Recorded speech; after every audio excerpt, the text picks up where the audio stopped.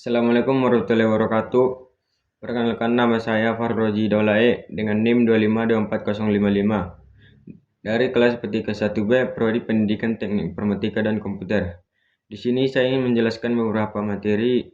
Yang pertama, sistem basis data, yang kedua sistem operasi, yang ketiga sistem informasi, yang keempat jaringan komputer, dan yang terakhir kecerdasan buatan. Baiklah, langsung saja ke materi yang pertama, yaitu sistem basis data. Sistem basis data ini adalah kumpulan data yang saling terkait atau yang terhubung yang disimpan secara sistematis di komputer sehingga mudah untuk mengakses dan dikelola, diperbaharui, atau semua sistem yang berdasar pada analisis dan interpretasi data. Contohnya adalah komunikasi yang lebih tepat sasaran, produk yang lebih spesifik, serta penawaran yang lebih sesuai dengan kebutuhan target. Tetapi perlu diingat bahwa tidak cukup hanya dengan mengumpulkan data saja, namun juga untuk menafsirkan informasi yang tersedia dan mengambil keputusan sesuai dengan situasi. Adapun komponen basis data, yaitu yang pertama sumber data. Terdiri dari data internal yang dihasilkan dari dalam organisasi seperti data transaksional dan data log dan rekaman lain dari aktivitas bisnis data.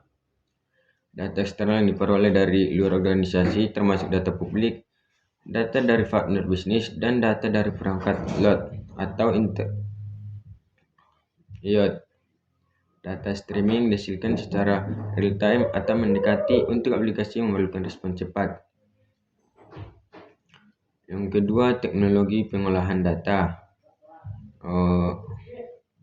Terdiri dari sistem manajemen basis data atau DBMS, yaitu platform seperti SQL, database, dan NoSQL. Database untuk mengelola penyimpanan data, data lakes, dan data warehouse untuk menyimpan data yang tidak terstruktur atau semi terstruktur dalam skala besar yang mendukung analisis big data. Dan platform pengolahan big data seperti Apache Hadoop atau Apache Spark untuk mengelola dan memproses volume data yang sangat besar. Yang ketiga yaitu infrastruktur.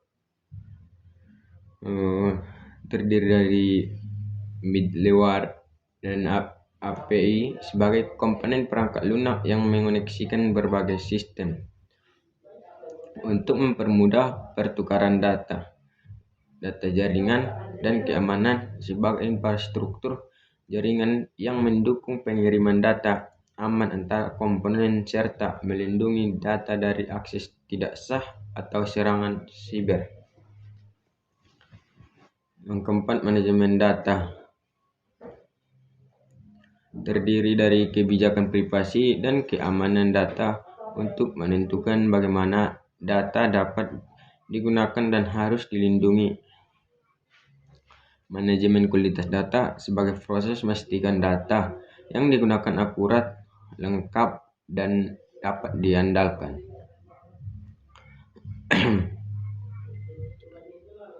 Semua komponen tersebut membentuk ekosistem dari sistem berbasis data untuk menghasilkan insight dan mengarahkan keputusan operasional dan strategis dalam sebuah perusahaan.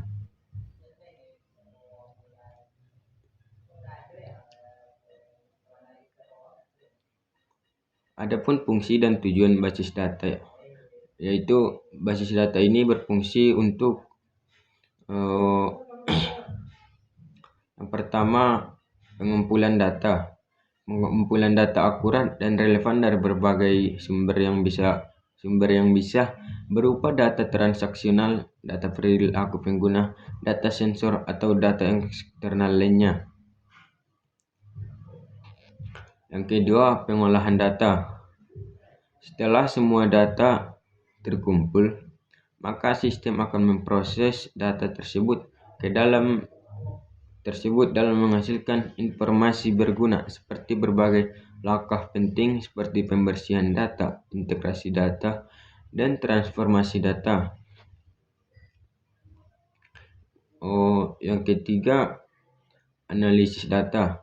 Metode yang digunakan adalah metode statistik, machine learning atau analisis lain. Data yang telah diproses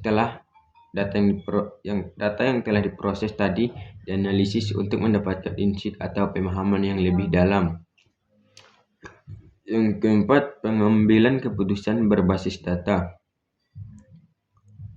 Insight analisis data ini berfungsi membuat keputusan yang lebih informatif dan efektif. Proses keputusan juga bisa diotomatisasi dengan menggunakan algoritma cerdas. Yang kelima, iterasi dan pembelajaran. Sistem berbasis data dirancang untuk terus-menerus menyerap dari data baru masuk serta mengadaptasi keputusan sesuai informasi terbaru yang didapatkan. Baiklah, masuk ke materi yang kedua, yaitu sistem operasi. Sistem operasi secara umum adalah perangkat lunak pada lapisan pertama yang ditempatkan pada memori komputer pada saat komputer dinyalakan, sedangkan software lainnya dijalankan setelah sistem operasi berjalan, dan sistem operasi akan melakukan layanan inti untuk software itu. Sebelum ada sistem operasi ini, komputer hanya menggunakan sistem sinyal analog dan sinyal digital. Seiring berkembangnya pengetahuan dan teknologi, pada saat ini terdapat berbagai sistem operasi dengan keunggulannya.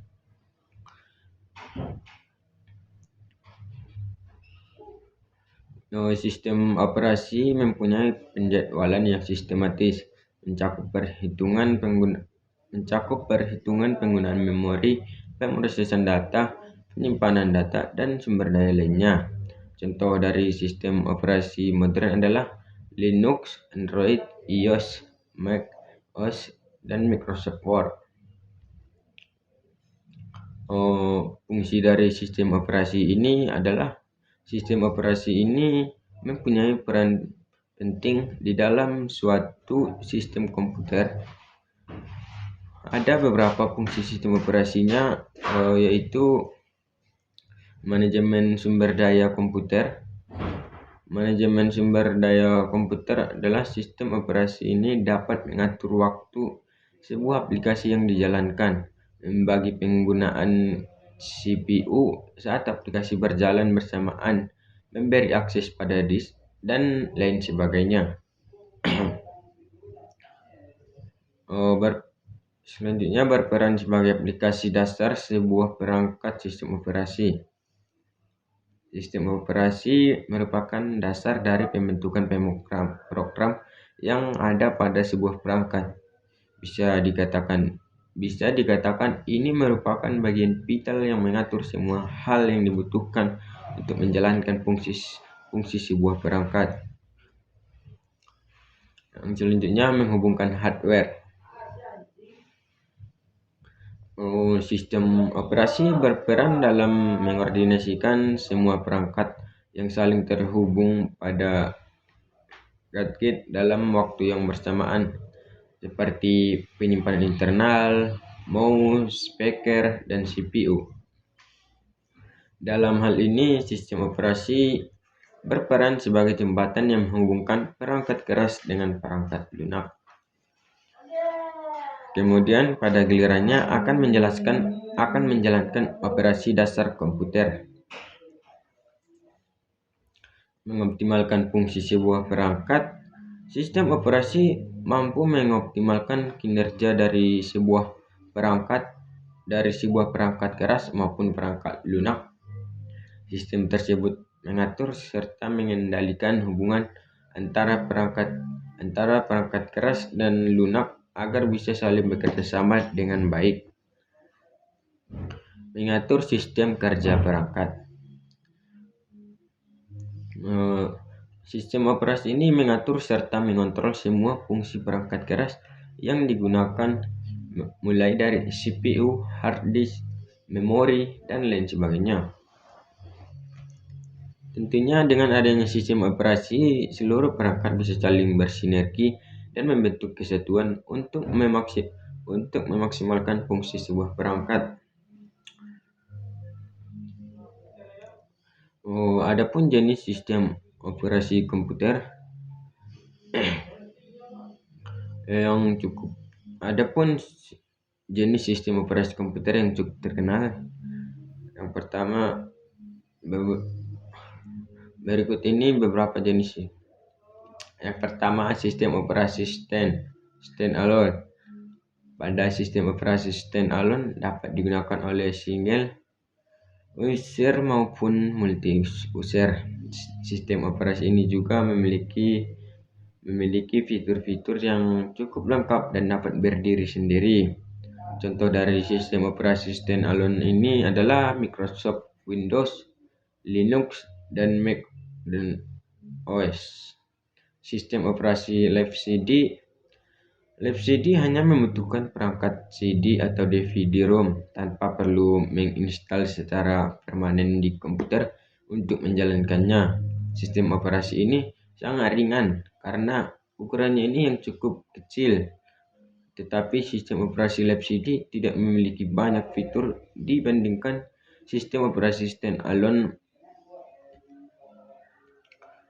Contoh sistem operasi Live CD yaitu Knoppix, CentOS, Linux Mint, WinXP, Live CD, dan lain sebagainya. Materi yang ketiga yaitu sistem informasi. Sistem informasi ini adalah komponen yang saling berintegrasi mengumpulkan data, menyimpan data, proses, dan mendistribusikan informasi guna mendukung pengambilan keputusan, koordinasi, analisis, dan pengendalian dari suatu organisasi. Adapun beberapa tujuan dan fungsi informasi. Yang pertama, mengumpulkan data. Fungsi pertama dari sistem informasi ini ialah menjadi suatu tempat untuk mengumpulkan data yang telah dimasukkan atau diinput oleh seseorang pengguna dalam suatu institusi atau organisasi. Input data ini menjadi sumber utama agar sistem informasi dapat berjalan dengan lancar, dengan baik dalam suatu organisasi atau institusi secara operasional. Yang kedua, menyimpan data. Selain mengumpulkan data yang telah diinput, sistem informasi ini juga memiliki fungsi untuk menyimpan seluruh data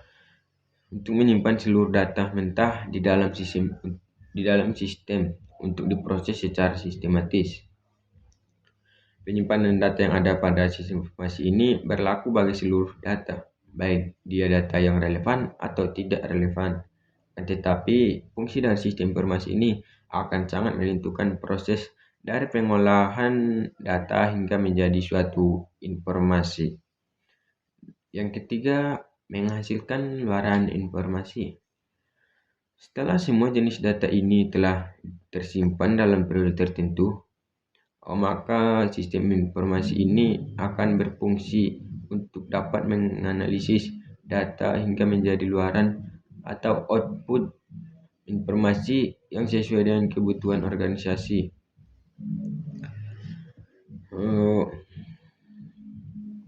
Penggunaan dari sistem informasi tentu saja akan memiliki banyak beberapa formula tertentu untuk dapat memproses pengolahan data hingga nanti akan dihasilkan suatu informasi secara relevan untuk kebutuhan. Yang keempat, menjadi tingkat ketersediaan, kualitas, serta pengalaman dalam pengolahan sistem informasi dengan logis dan kritis. Yang kelima, dapat meningkatkan produktivitas kerja yang ada pada seluruh stakeholders. Dan yang keenam, menganalisis serta meminimalisir terjadi suatu kerugian dari sisi ekonomi. 7. Memberi aksesibilitas yang baik pada pengguna maupun mencapai tujuan perusahaan, organisasi atau institusi dengan cepat sesuai dengan dukungan data yang dapat dipertanggungjawabkan, mampu mengontrol aliran informasi serta menerima umpan balik. Adapun ciri dari komponen sistem informasi, yaitu sistem informasi ini memiliki 4 ciri-ciri dan diantaranya adalah sebagai berikut. Yang pertama, baru. Baru ini adalah suatu sistem informasi yang didapatkan oleh informasi yang baru serta segar bagi penerimanya. Tambahan merupakan informasi yang ada pada sistem informasi yang dapat diperbaharui ataupun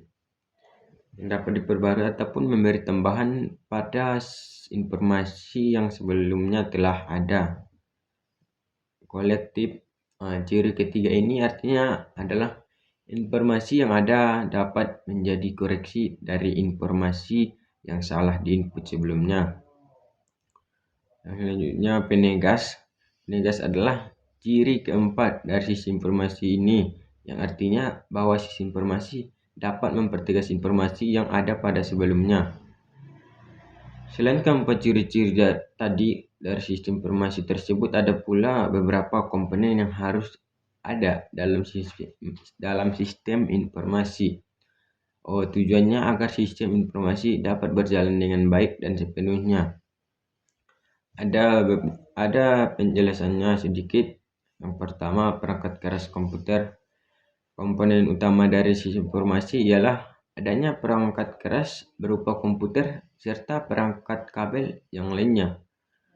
Pada umumnya, komponen perangkat keras komputer ini dibangun dengan sistem komputer yang terdistribusi dengan server pemrosesan paralel. Baiklah, materi yang keempat yaitu sistem jaringan komputer. Jaringan komputer ini adalah kumpulan dari beberapa komputer yang dihubungkan secara elektronik sehingga dapat saling bertukar data dan sumber daya. Sederhananya, bayangkan beberapa komputer yang saling terhubung seperti keluarga besar yang saling berkomunikasi antara satu sama lain. Jenis-jenis jaringan komputer.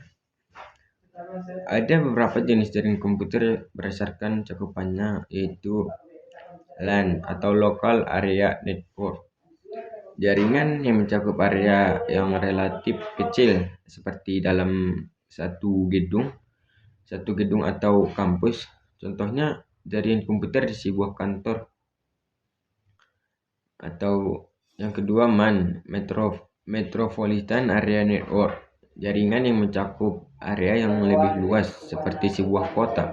Contohnya jaringan internet yang menjangkau di seluruh wilayah kota. Yang ketiga, WAN, Wide Area Network. Jaringan yang mencakup area yang sangat luas bahkan antar negara. Contohnya internet. Adapun tujuan jaringan komputer ini, yang pertama, berbagai sumber daya memungkinkan pengguna untuk berbagi perangkat keras dan perangkat lunak secara bersama-sama. Yang pertama, komunikasi. Memudahkan komunikasi antara pengguna melalui email, pesan instan, video konferensi, dan lain sebagainya. Selanjutnya, akses informasi. Memberikan akses ke informasi yang tersimpan di komputer lain dalam jaringan. Yang selanjutnya, manfaat jaringan komputer. Manfaat dari jaringan komputer ini sangat banyak. Antara lain yaitu, pertama, mengurangi duplikasi data dan perangkat keras. Yang kedua, meningkatkan produktivitas kerja dengan mempermudah akses informasi dan kolaborasi. Yang ketiga, memudahkan komunikasi antar individu dan kelompok. Yang keempat, memberikan akses ke informasi yang luas dan up to date. Ada contoh dari penggunaan jaringan komputer ini, yaitu yang pertama, di perkantoran. Perkantoran untuk berbagi file, mengirim email, dan mengakses server perusahaan. Yang kedua, di sekolah untuk mengakses internet, berbagai sumber daya pendidikan dan berkomunikasi dengan guru dan teman sekelas. Yang ketiga, di rumah untuk menghubungkan komputer, printer, dan perangkat lainnya, serta mengakses internet. Materi yang terakhir yaitu kecerdasan buatan. Pengembangan teknologi saat ini semakin canggih sehingga kecerdasan buatan atau istilah kerennya adalah AI sudah banyak diterapkan dalam berbagai aspek kehidupan, dari yang sering kita jumpai atau bahkan digunakan seperti Google dan Apple Siri, contohnya mengenal kecerdasan buatan. AI atau kecerdasan buatan ini adalah salah satu bidang ilmu komputer yang mempelajari cara membuat sistem komputer yang dapat berpikir, belajar, memecahkan masalah, dan mengerjakan sesuatu hal layaknya seperti manusia. Untuk bisa melakukan berbagai hal tersebut, ia memerlukan banyak data yang nantinya akan digunakan untuk menjadi dasar pengetahuan. Sama halnya dia seperti manusia. AI ini juga membutuhkan data-data, pengetahuan, serta pengalaman agar sistem dapat belajar lebih baik lagi. Dalam prosesnya, kecerdasan buatan akan belajar untuk memperkaya pengetahuan secara mandiri. Ia mempelajari pengalaman saat sistem digunakan oleh pengguna. Selain itu, ia juga diprogram untuk mengkoreksi diri sendiri ketika melakukan sesuatu kesalahan. Secara garis besarnya, AI dapat melakukan salah satu dari keempat faktor berikut. Sistem bertindak layaknya manusia. Sistem ini dapat berpikir seperti manusia. Sistem dapat berpikir secara rasional. Sistem ini mampu bertindak secara rasional. Cara kerja kecerdasan buatan. Setelah mengetahui pengertiannya, sekarang kita masuk ke cara kerjanya dari kecerdasan buatan. Dalam proses kerjanya, kecerdasan buatan akan membutuhkan banyak data dan menggunakan algoritma cerdas untuk membuat sistem dapat mempelajari sesuatu hal sendiri. AI ini adalah bidang studi yang mencakup banyak teori, metode, teknologi, serta beberapa sub bidang seperti machine learning, neural network, deep learning, computer vision, dan natural language. Contoh dari kecerdasan buatan ini adalah contoh dari kecerdasan buatan sudah banyak diterapkan dalam berbagai bidang kehidupan, misalnya di bidang industri, bisnis, pendidikan, hingga di kehidupan kita sehari-hari. Ada beberapa contoh dari penerapan kecerdasan buatan yang dapat kita jumpai di kehidupan sehari-hari, yaitu chatbot. Yang pertama adalah chatbot. Chatbot ini menggunakan kecerdasan buatan yang dapat mengenali kata, kalimat, dan frasa untuk memberikan jawaban kepada pengguna atau penanya. Fitur ini lebih cenderung menawarkan kepada pengguna seluruh menggunakan kemungkinan solusi dan jawaban yang pengguna butuhkan. Selain itu, chatbot ini juga dapat membantu pengguna dalam membuat keputusan. Saat ini, chatbot bisa cukup akurat dan canggih sehingga pengguna tidak dapat membedakan sedang berbicara dengan sistem atau manusia. Oke, mungkin cukup sekianlah penjelasan beberapa materi dari saya. Jika ada kata yang salah atau materi yang kurang tepat, saya mohon maaf. Saya akhiri dengan salam. Assalamualaikum warahmatullahi wabarakatuh.